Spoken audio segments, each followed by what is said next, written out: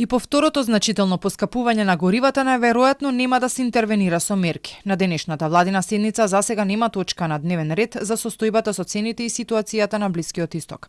Дел од стопанствениците и економистите пак предупредуваат дека поскапувањето на нафтата ќе ги вивне цените и во други индустрии. Први на удар се транспортерите. Аналитичарот Бранимир Јовановиќ смета дека државата уште минатата недела требала да донесе некакви мерки за да се ублажи ударот од ценовниот шок.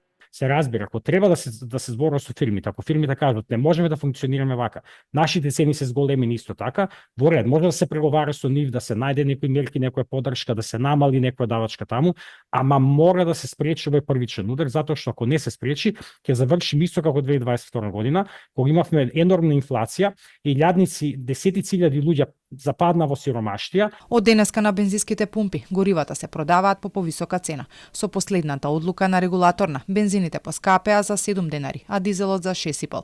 За една недела ова е второ поред зголемување на цените. Со корекцијата направена минатиот понеделник кај бензините е порасната за 12 денари, а кај дизелот за над 20 денари.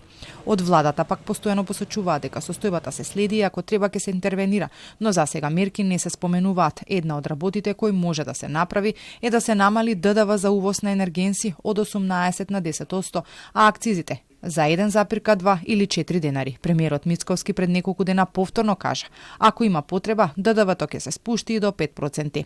Во меѓувреме, поголем дел од земјите во регионот донесоа одлуки за справување со растот на цените, предизвикан од кризата на Блискиот Исток. Војниот конфликт и натаму ја држи цената на нафтата над $100 за барел.